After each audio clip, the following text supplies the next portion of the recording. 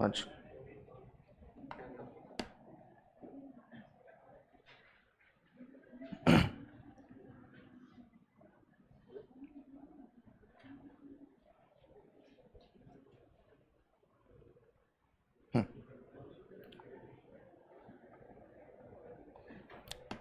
Hello hello. Okay, good morning everyone, कैसे हैं सब लोग?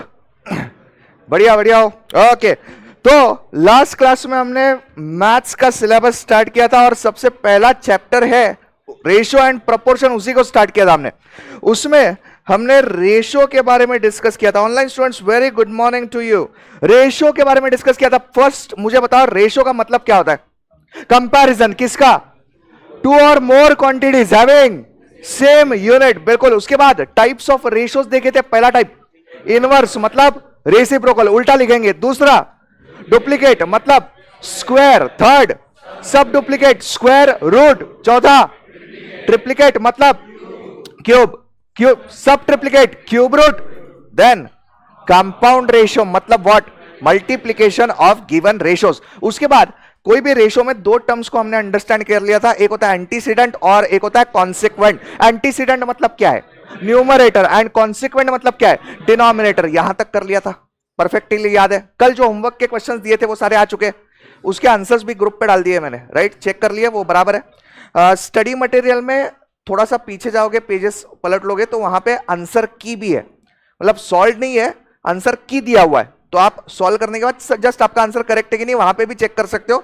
वैसे आपको हर होमवर्क का मैं ग्रुप पे पोस्ट कर ही दूंगा उसके आंसर्स, तो आपको उसकी चिंता करने की जरूरत नहीं है, ठीक है?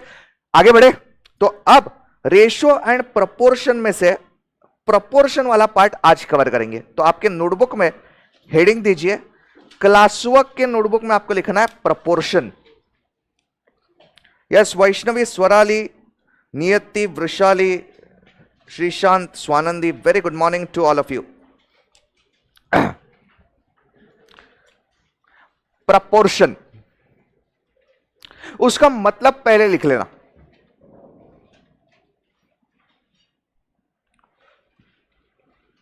इक्वालिटी ऑफ टू और मोर रेशियोज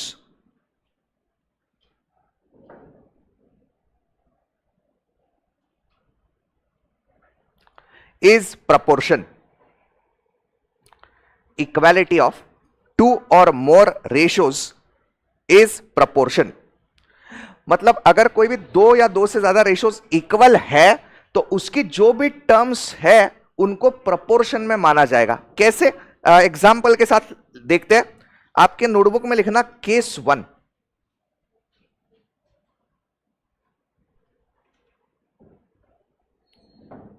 उसका हेडिंग दे दो 4 नंबर्स। अगर हम 4 नंबर्स को प्रोपोर्शन में बोलना चाहते हैं तो कंडीशन क्या होना चाहिए? तो लिख लेना A B C and D. A B C and D are said to B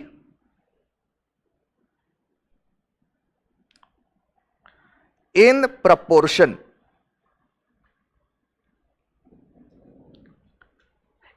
if a by b is equal to c by d।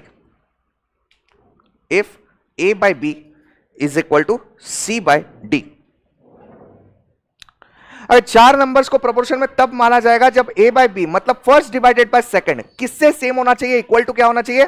Third divided by fourth. For example, अगर मैं आपके सामने नंबर्स लिखता हूं 1 2 4 and 8, can we call these numbers in proportion? Yes. क्यों proportion में बोल सकते हैं? Because 1 divided by 2 is it same as that of 4 by 8?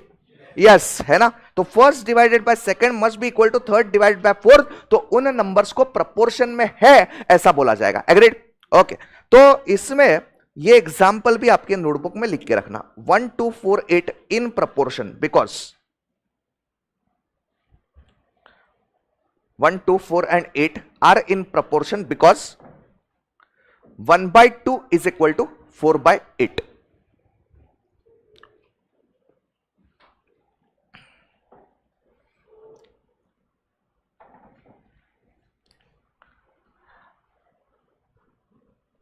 Noted? Okay, अब इसको क्या बोलते हैं ये भी पता होना जरूरी है। तो ये जो a by B equal to C by D लिखा है ना आपने, इसमें a को बोलते हैं फर्स्ट प्रपोर्शनल, फर्स्ट प्रपोर्शनल। अच्छा, तो b को क्या बोलेंगे फिर? सेकंड प्रपोर्शनल, c को थर्ड प्रपोर्शनल और d को फोर्थ प्रपोर्शनल। तो ये लिख के रखिए, a फर्स्ट प्रपोर्शनल है, b सेकंड प्रपोर्शनल है, C is third proportional and D is fourth proportional.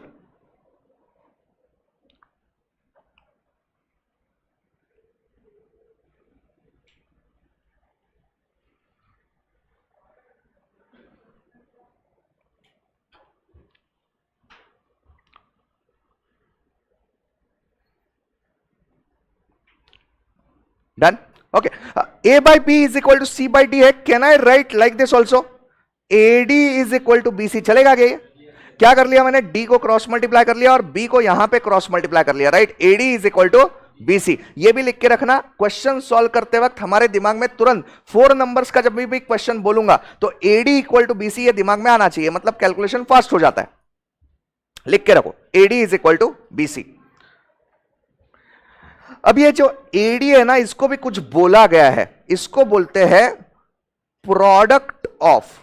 Product मतलब क्या? मल्टीप्लीकेशन। तो A इंटू डी मतलब प्रोडक्ट है, मल्टीप्लीकेशन है। प्रोडक्ट ऑफ किसका प्रोडक्ट है? तो वो एक्सट्रीम्स का प्रोडक्ट बोला जाता है। अब एक्सट्रीम्स मतलब जो एंड में है, A पहला टर्म है, D चौथा मतलब लास्ट वाला टर्म है, तो वो एक्सट्रीम नंबर्स है, तो उनका प्रोडक्ट मतलब मल्टीप्लीकेशन इज इक्वल टू इस B एंड C का मल्टीप्लीकेशन जो है उसको बोला जाता है प्रोडक्ट ऑफ मीन्स। B और C ये नंबर्स कहां पे? बीच में, तो उसको बोला जाएगा प्रोडक्ट ऑफ मीन्स।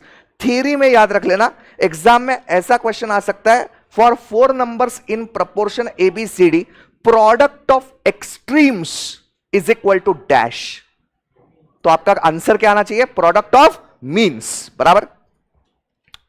मतलब मैथ्स में थ्योरी क्वेश्चन आने का चांस कम होता है। मतलब एंटायर हम सब्जेक्ट की बात करें, क्वांटिटेटिव एप्टीट्यूड 100 मार्क का जो पेपर है उसमें आप बोल सकते हो कि लगभग 7-8 मार्क का थ्योरी आ जाता है, but mostly that part is from statistics. Maths का जो 40 मार्क का वेटेज है या एलआर का जो 20 मार्क का वेटेज है, वहां पे थ्योरी क्वेश्चन आने का चांस कम है। तो ऐसे कुछ क्वेश्चंस है जो रेयरली अगर आते हैं तो इस तरीके से आ जाएंगे, product of extremes is equal to product of means, right? Okay, अब इससे रिलेटेड एक क्वेश्चन मैं आपको करवा देता हूं, मतलब 2 क्वेश्चंस करेंगे जो कि नोट डाउन करना है। पहला क्वेश्चन लिखना, find out fourth proportional of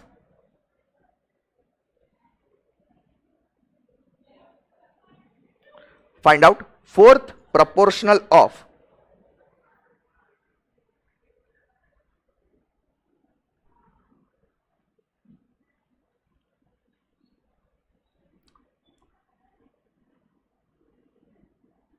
two, 5 and 14.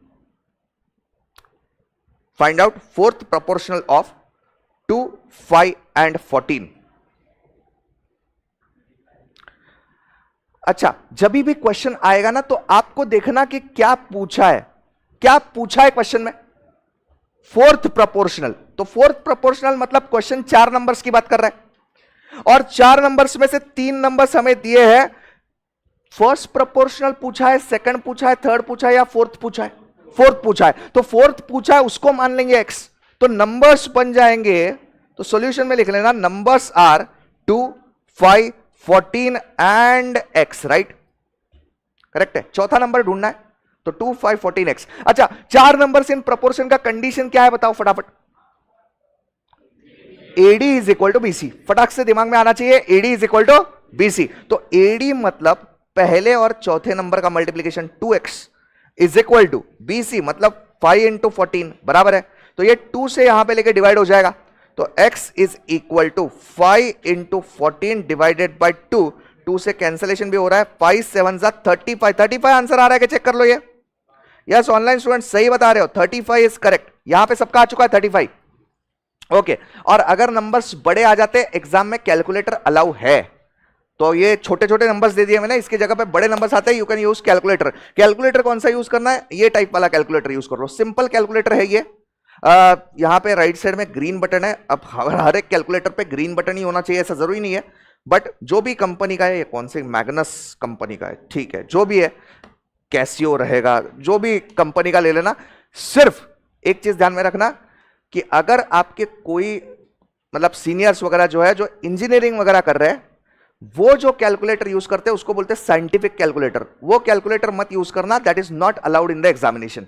Examination में ये सिंपल वाला कैलकुलेटर अलाउ है, तो इसको आप ऐसे तरीके का उनको बोल देना, एग्जाम में जो कैलकुलेटर लगता है वो दुकानदार को बोल देना, ये लगभग 300 रुपए के करीब आ जाता है, तो ये ले लेना, ठीक है, और खराब नहीं होता है, तो मतलब आप सीए बनोगे तब तक साथ देगा ये, है ना। तो एक बार परचेस कर लो सब लोग कैल्सी, ठीक है, क्योंकि अगले क्लास से ऐसा हो सकता है कि आपको कैल्सी की जरूरत पड़ सकती है, और इसमें बहुत सारे ट्रिक्स भी है। तो ट्रिक्स क्या क्या है वो हम देखेंगे बाद में, है ना। तो बहुत सारे मजेदार ट्रिक्स है उसमें, आपको मजा आ जाएगा उसका यूज करते हो, ठीक है। लेकिन उसको मतलब एग्जाम में जो लगता है वो कैलकुलेटर यूज करना। हमारे घर पे इतना सा छोटा सा कैलकुलेटर रहता है, हम बटन प्रेस करते हैं, छोटा सा, है ना, कभी यूज किया होगा आपने, तो वो मत लाना, उसको बोलना एग्जाम का कैलकुलेटर जो लगता है एक सिंपल वाला कैल्सी, साइंटिफिक कैल्सी नहीं लेना है। उसको पूछो दुकानदार को ये साइंटिफिक कैल्सी है क्या, तो वो नहीं चाहिए, हमें सिंपल वाला कैलकुलेटर चाहिए, ठीक है। ओके, यहां तक ओके है, आगे बढ़े। सेकंड क्वेश्चन लिखना, find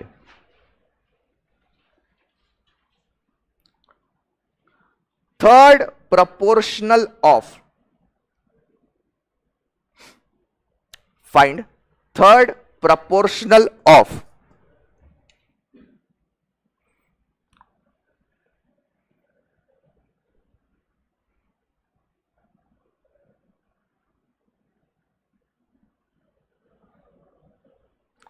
5, 10 and 40. Find out third proportional of 5, 10 and 40. अच्छा सुनो मेरी बात, अब सुनो सुनो सुनो, मुझे बताओ, अब आप नंबर्स जैसे मैंने यहां पे 2, 5, 14x लिया था, अब यहां पे आप नंबर्स को कैसे एज्यूम करोगे ये बताओ।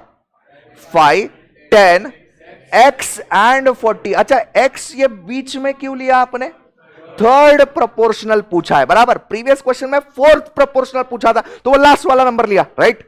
तो उसके हिसाब से नंबर्स को एज्यूम करना होगा 5, 10, x एंड 40, करेक्ट है।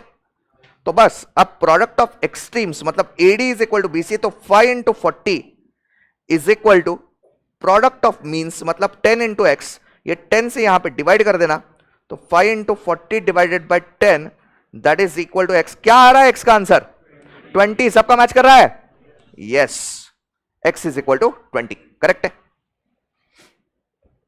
तो पहला कंसेप्ट क्लियर। अच्छा मैं अगर आपको सवाल पूछूं what is meaning of proportion, proportion का मतलब समझाइए मेरे को। इक्वालिटी ऑफ 2 और मोर रेशोज, अगर 2 या 2 से ज्यादा रेशोज इक्वल है तो उनके जो भी नंबर्स रहेंगे उनको प्रपोर्शन में ऐसा बोला जाएगा। 4 numbers in proportion ABCD, condition बताइए फटाफट। AD is equal to BC, AD ये जो प्रोडक्ट है इसको क्या बोला जाता है, प्रोडक्ट ऑफ एक्सट्रीम्स। BC ये जो प्रोडक्ट है उसको क्या बोला जाता है, प्रोडक्ट ऑफ मीन्स। A मतलब कौन सा नंबर है, फर्स्ट प्रोपोर्शनल, C मतलब कौन सा है, थर्ड प्रोपोर्शनल, B कौन सा है, सेकंड, और D कौन सा है, फोर्थ। परफेक्ट। चलिए केस 2,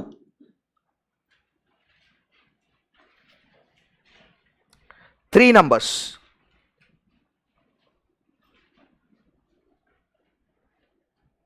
केस 2, 3 नंबर्स। तो उसमें नोट डाउन कर लेना A, B एंड C। अब 3 ही नंबर्स की बात हो रही है, A, B and C are said to B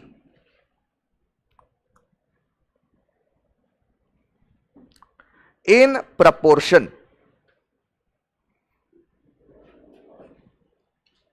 A, B and C are said to be in proportion if, अब देखिए इसका कंडीशन क्या है, A by B is equal to B by C, मतलब first divided by second must be equal to second divided by third. For example अगर मैं आपको पूछता हूं 1, 3 and 9, whether these three numbers are in proportion. Yes, कैसे क्यों proportion में है बोला जाएगा? 1/3 is it equal to 3/9? Yes, equal है, यस इक्वल है। तो ये 1, 3 एंड 9 आर इन प्रपोर्शन, लिख के लेना 1, 3 and 9 are in proportion.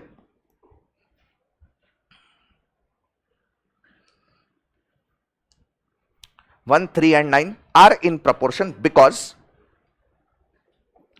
1/3 is equal to 3/9.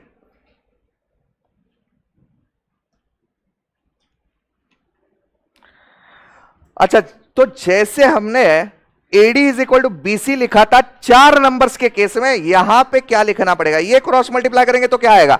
B square, और ये क्रॉस मल्टीप्लाई करेंगे तो क्या आएगा? AC। तो B स्क्वायर, नेक्स्ट लाइन पे आपके लिख लेना B square is equal to AC। Example solve करने के लिए हम ये कंडीशन याद रखेंगे, मतलब फास्ट हो जाएगा। B square is equal to AC। ठीक है, अब इसको क्या बोलते हैं ये भी इंपॉर्टेंट है, तो वो भी लिख के रखना। ए को हमेशा की तरह बोलेंगे फर्स्ट प्रपोर्शनल, फर्स्ट प्रपोर्शनल। जब बी को क्या बोलेंगे फिर? हाँ, हमें लगता है कि सेकंड प्रोपोर्शनल बोलते होंगे, गलत नहीं है उसमें कुछ, लेकिन उसको एक टिपिकल नाम दिया गया है, वो नाम है मीन प्रोपोर्शनल। क्या बोलेंगे उसको? Mean proportional. तो एग्जाम में आपको मीन प्रोपोर्शनल पूछा तो मतलब बी का वैल्यू पूछा है, मीन प्रोपोर्शनल लिख के रखना है। और सी मतलब अगेन थर्ड प्रोपोर्शनल, क्योंकि सी थर्ड नंबर है, तो सी इज थर्ड proportional।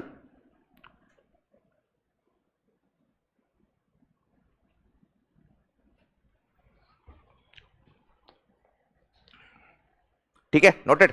ओके, अब इसके रिलेटेड 2 क्वेश्चंस लिखवाता हूं, नोट डाउन करना। पहला, find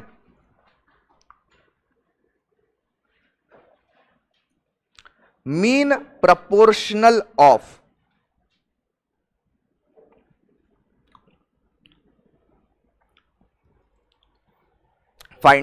mean proportional of 1 and 16। Perfect है। कैसे? अब सॉल्यूशन में मुझे बताओ कौन सा नंबर आपको पूछा है? बीच का नंबर पूछा है ना, मीन प्रोपोर्शनल पूछा है मतलब बीच का नंबर पूछा है, और गिवन डेटा में 2 ही नंबर्स दिए, तो ये 3 नंबर्स का क्वेश्चन है। तो बीच का नंबर अगर आपको पूछा है तो बीच का नंबर मानेंगे x, करेक्ट है? तो नंबर्स हो जाएंगे 1, x एंड 16। तो अब कंडीशन क्या है अपना? B square is equal to AC, उसके हिसाब से क्या लिखेंगे बताओ? X square is equal to 1 into 16, तो X square is equal to 16, तो x का वैल्यू क्या आ जाएगा? हाँ, +-4 भी चलता है, अभी के लिए टेम्पररी बेसिस पे +4 ले लेते हैं, +4। Yes yes yes, online student 4 is correct answer, very good. यहां तक हो गया। अच्छा, अगला क्वेश्चन आप खुद करोगे, चलिए प्रोसीड करना। सेकंड क्वेश्चन लिखिए, find out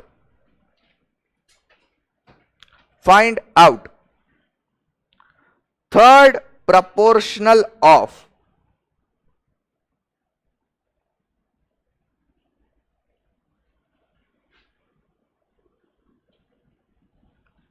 3 and 9। Find out third proportional of 3 and 9। Proceed।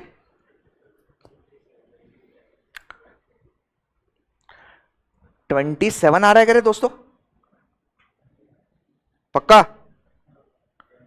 अच्छा, कौन सा नंबर पूछा है आपको? थर्ड प्रोपोर्शनल पूछा है ना, तो तीसरा नंबर पूछा है, तो तीसरे नंबर को एज्यूम करेंगे, तो नंबर्स हो जाएंगे 3, 9 एंड x, राइट? अब B square is equal to AC, उसके हिसाब से कैसे लिखेंगे ये बताओ? 9 square is equal to 3 into X, correct है? बीच के नंबर का square is equal to A into C, मतलब 3 इंटू एक्स, करेक्ट है? तो उसके हिसाब से 9 स्क्वायर मतलब आ जाएगा 81, 81 इज इक्वल टू 3x, 3 से डिवाइड कर देना, x इज इक्वल टू 81/3 मतलब कितना आएगा? 27। सबका मैच कर रहा है क्या यहां तक? यस, परफेक्ट है, डन। यहां तक पहुंच गए सब लोग? यहां तक क्लियर है तो बोलो क्लियर है, और कुछ डाउट है तो बोलना कुछ डाउट है। क्लियर है, परफेक्ट है एवरीवन। ऑनलाइन स्टूडेंट्स यहां तक पूरा समझ में आ चुका है? अगर यहां तक समझा है तो इसका एक कॉम्बिनेशन, एक क्वेश्चन लेता हूं, वो आपको खुद को करना है, ठीक से रीड करना क्वेश्चन और उसके हिसाब से सॉल्व करना, ठीक है?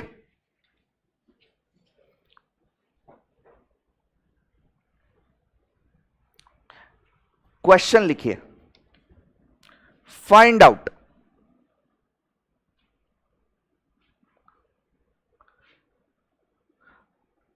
Ratio of, find out ratio of fourth proportional of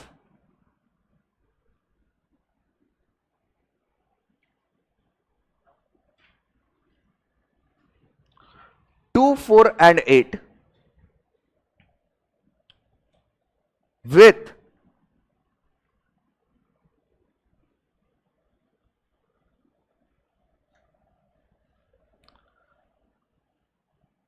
with mean proportional of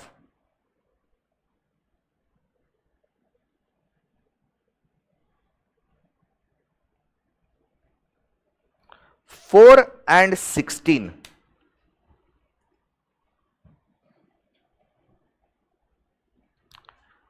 okay, आराम से सोच समझ के इस क्वेश्चन को सॉल्व करो, रीड करो क्वेश्चन क्या दिया हुआ है, उसके हिसाब से क्या क्या जरूरी है वो कैलकुलेट करना और फिर फाइनल आंसर बताओ क्या आता है।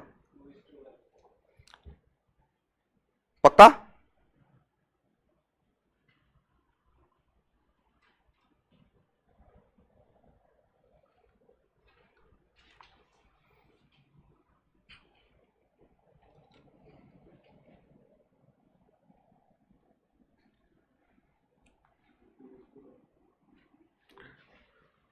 यहां पे कीर्ति का कहना है 2:1, लेकिन मनाली का कहना है 1:2।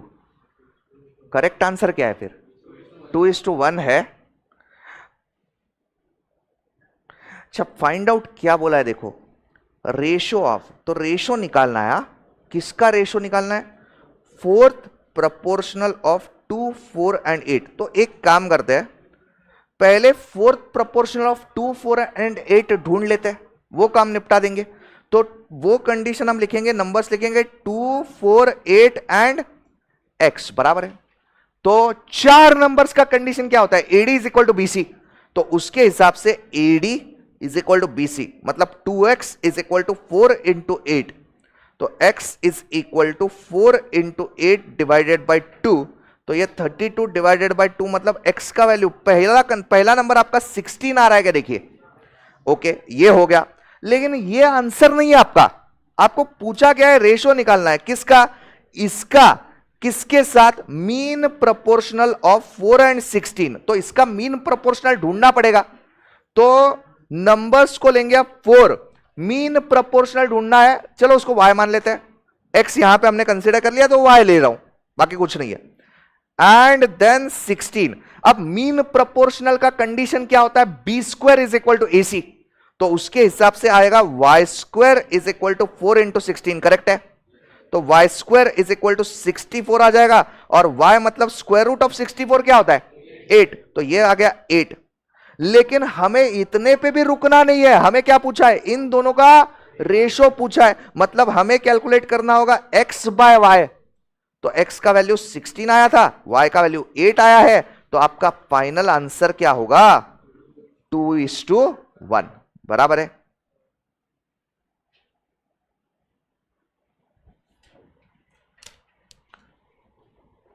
परफेक्ट, यहां तक क्लियर हो चुका है, आगे बढ़े।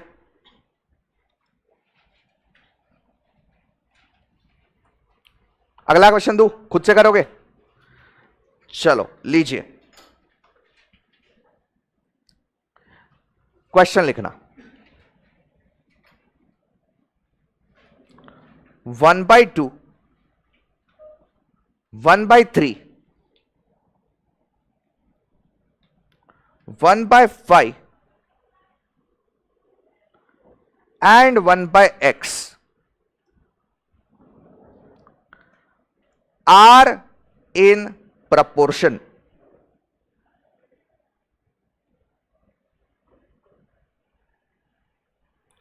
Find x. शांति से ठंडे दिमाग से इसको सॉल्व करना। हमने सीखा है कंसेप्ट कोई अलग नहीं है, सिर्फ वो नंबर्स नॉर्मल देने की जगह पे फ्रैक्शन में दिया है, 1/2 1/3 ऐसा दिया है। तो टेंशन मत लो, कंसेप्ट अप्लाई करो, आंसर आना ही है।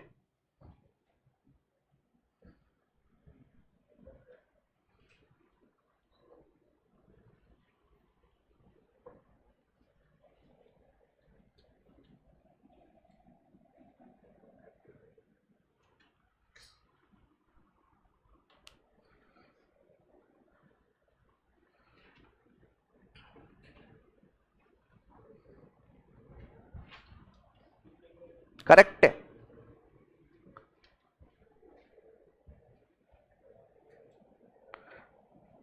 Yes yes yes, Kirti Niyati, correct correct correct, very good very good. Hardik yes correct है भाई।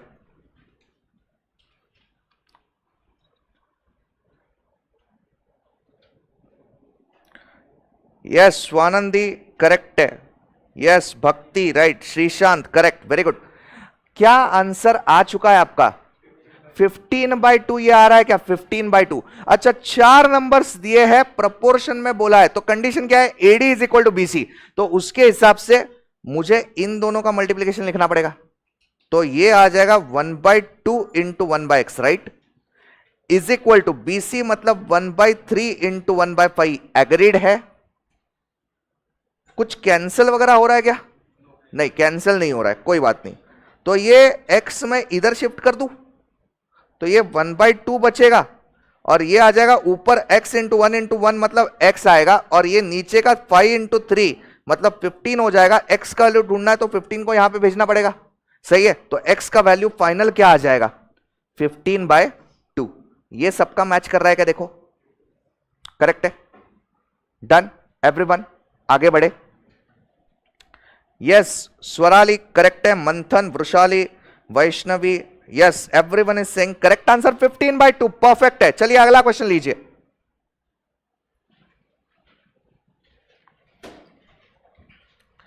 Find out mean proportional of, find out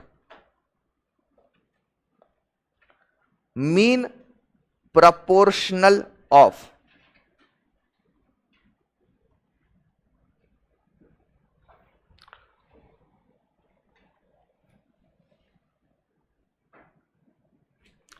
4x square and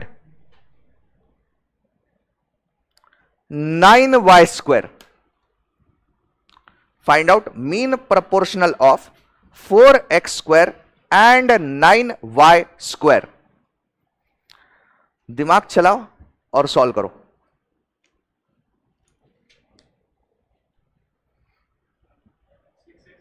correct है, वेरी गुड।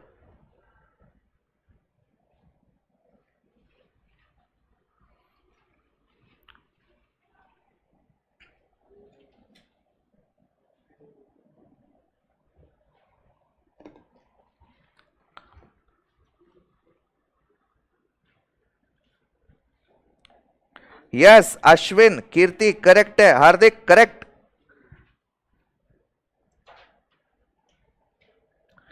अच्छा पहले तो मुझे बताओ आपने नंबर्स को क्या एज्यूम किया, कैसे किया है? मीन प्रोपोर्शनल पूछा है ना, तो पहला नंबर क्या लिखा? 4x स्क्वायर जो दिया है, फिर हाँ ए बी। यहां पे वापस हम हमेशा x मान लेते हैं, तो x मत मान लेना। क्यों? क्योंकि इधर x स्क्वायर दिया है ना, तो खुद ही कंफ्यूज हो जाओगे बाद में। उससे बेहतर है कुछ अलग नंबर मान लो उसको, लेट्स से z मान लो या b मान लो या a मान लो, जो भी आपको मानना है वो मान लो, और उसके बाद लास्ट नंबर है 9y स्क्वायर, बराबर है। तो अब बेसिक कंडीशन है b square is equal to a c, मतलब इसका स्क्वायर लिखना पड़ेगा। तो Z square is equal to 4x square a into c, मतलब 4x square into 9y square, correct है। तो Z square is equal to, ये 4 इंटू 9 का मल्टीप्लीकेशन हो जाएगा, कितना आएगा? 36x square y square. फिर तो यही आंसर है ना? नहीं, फिर क्या करना पड़ेगा? स्क्वायर रूट लेना पड़ेगा ना, ये तो जेड स्क्वायर का आंसर आ गया ना, तो जेड निकालना है, तो taking square root of both sides, तो स्क्वायर रूट लेंगे तो जेड स्क्वायर का स्क्वायर रूट आ जाएगा जेड। मुझे बताइए 36 का स्क्वायर रूट क्या आता है? 6। एक्स स्क्वायर का स्क्वायर रूट क्या आएगा? एक्स। और वाई स्क्वायर का स्क्वायर रूट क्या आएगा? वाई। तो इफेक्टिवली आपका आंसर क्या आ जाएगा? 6xy। करेक्ट है ये? Done.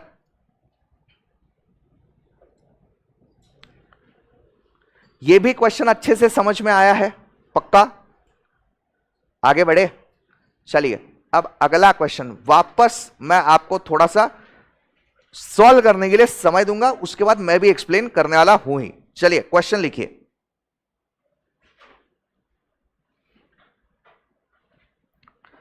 3, 12,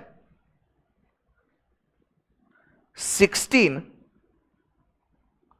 and 48. 3, 12, 16 and 48 are not in proportion. Are not in proportion. अच्छा, मैं क्या बोल रहा हूं? ये प्रपोर्शन में नहीं है, ये प्रपोर्शन में नहीं है। Find out the fourth term. Find out the fourth term so that numbers will be in proportion.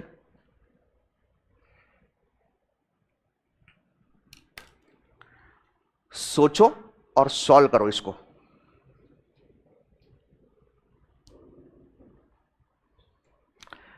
कोई डिफिकल्ट नहीं है, क्वेश्चन को अलग तरीके से फ्रेम किया है, बाकी कुछ नहीं है इसमें खास।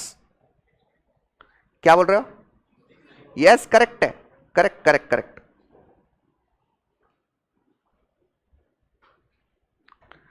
यस हार्दिक, कीर्ति, करेक्ट है, करेक्ट है।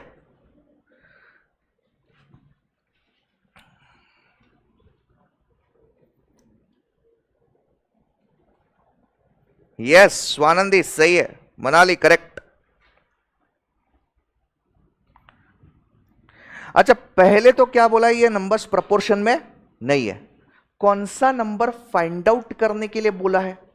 Fourth number. तो क्या मैं बोल सकता हूं फोर्थ नंबर में इसमें हमें डिलीट करना होगा, और उसको अगर ढूंढना है तो उसी को एक्स मानना पड़ेगा, राइट? तो अब नंबर्स कैसे हो जाएंगे फिर? 3, 12, 16 एंड एक्स। करेक्ट है। अगर मैंने आपको पूछा रहता था कि find out the third term, तो नंबर्स को एज्यूम कैसे करते थे फिर? 3, 12, एक्स एंड 48। वो चौथा नंबर सेम रखते थे। फिर थर्ड पूछा है तो थर्ड को डिलीट करना और उसके जगह पे एक्स मानना। फोर्थ पूछा है इसलिए फोर्थ को डिलीट किया और उसको एक्स मान लिया। Agreed?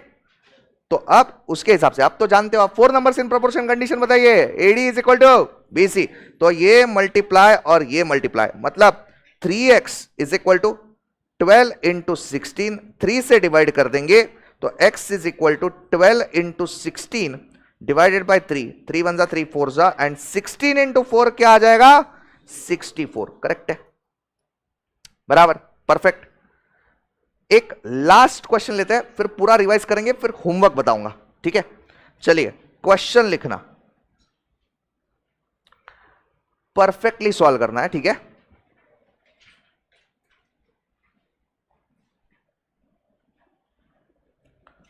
One by two, 2 by 3, 3 by 4 and 1 by x are in proportion.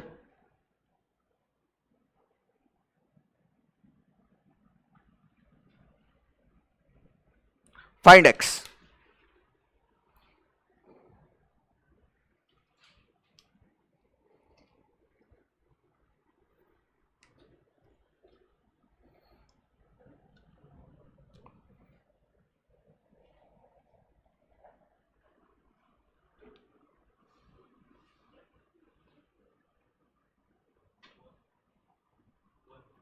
पक्का? अच्छा,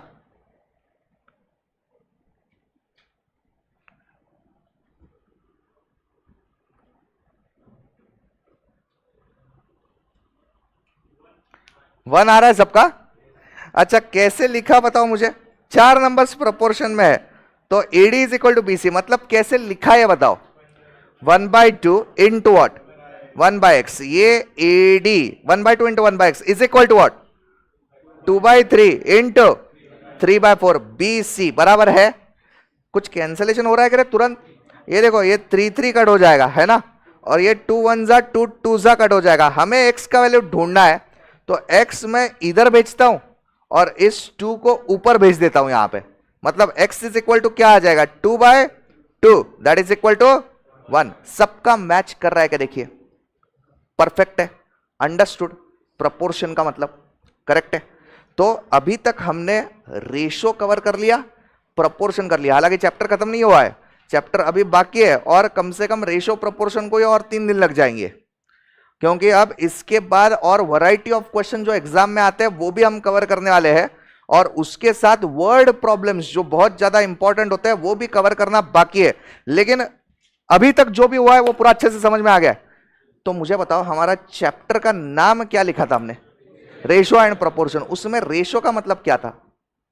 कंपैरिजन बिटवीन 2 और more quantities having same unit. Unit अगर सेम नहीं है तो सेम बनाओ, और अगर सेम नहीं बनता तो ratio can not be calculated. फिर टाइप्स ऑफ रेशियो 6 टाइप्स बताओ।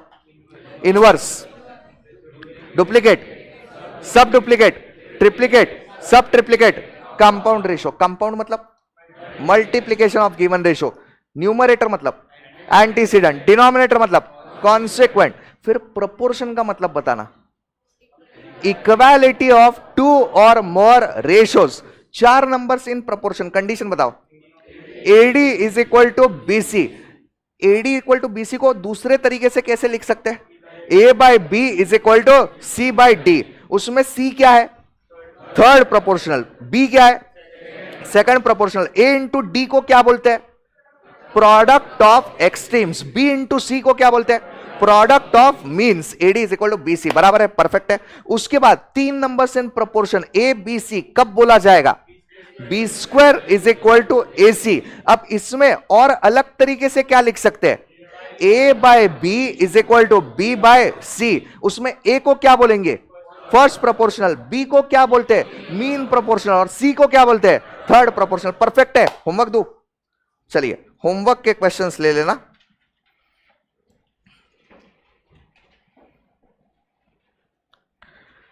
आ जाइए पेज नंबर 1.12, स्टडी मटेरियल। अगर आपको कल डाउनलोड करते आया है स्टडी मटेरियल, कैसे डाउनलोड करना है? सिर्फ गूगल पे जाओ, CA फाउंडेशन स्टडी मटेरियल डाल देना, वो आपको लिंक दे देगा। वहां पे क्वांटिटेटिव एप्टीट्यूड पे क्लिक करना और वहां पे हर एक चैप्टर का आपको लिंक मिल जाएगा, ठीक है। और वहां पे ऐसा दिखेगा आपको कि May 25 ऑनवर्ड्स ऐसा लिखा हुआ। तो May 25 ऑनवर्ड्स मतलब आपके भी जो एग्जाम है May 26, उसके लिए भी वो एप्लीकेबल है। और अगर कुछ चेंजेस हो जाते हैं साल भर में, क्योंकि आपका एग्जाम साल भर के बाद आएगा, राइट, तो साल भर में अगर कुछ चेंजेस हो भी जाते हैं, होते हैं थोड़े बहुत चेंजेस, एक आधा चैप्टर में 2-4 सम्स ऐड कर दिए, 2-4 सम्स कम कर दिए, एक आधा चैप्टर ही हटा दिया, एक आधा चैप्टर ऐड कर दिया, ऐसी चीजें होती है। मतलब हमेशा होती है ऐसा नहीं है, बट होती है। लेकिन अगर होती है तो टेंशन लेने की जरूरत नहीं है, इंस्टीट्यूट वो उसमें ऐड कर देगा। तो मैं आपको बता दूंगा, मैं हमेशा अपडेटेड रहता हूं, हमेशा अपडेट रहना भी चाहिए आपने, है ना।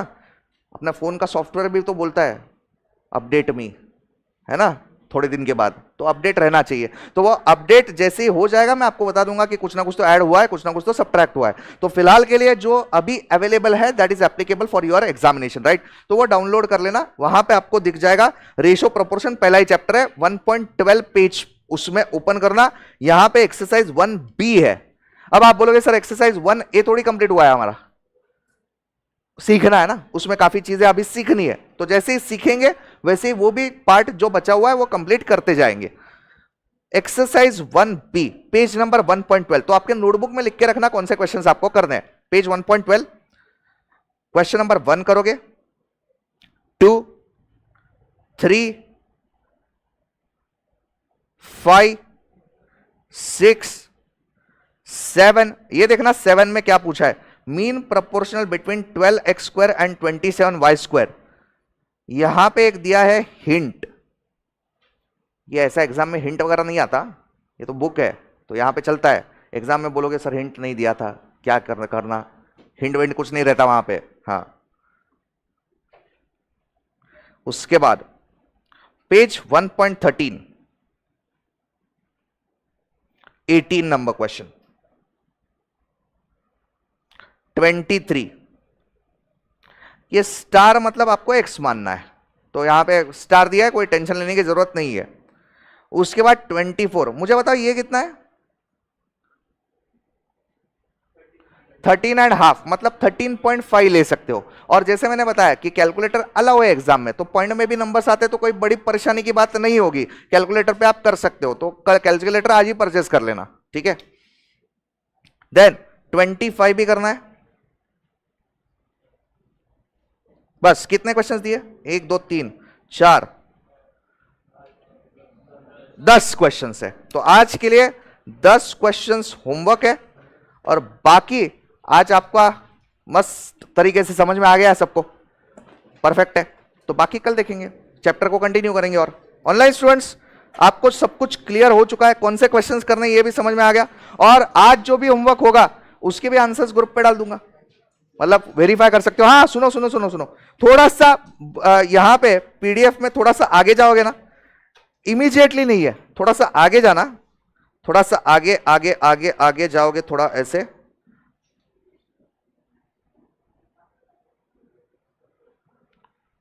तो ये देखिए पेज नंबर 1.34 पे, यहां पे देखना आंसर की है।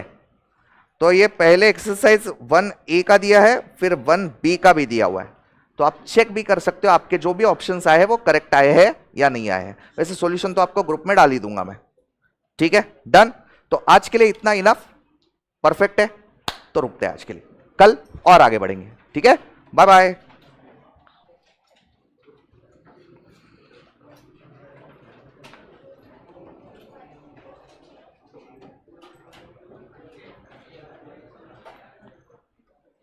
खिलवन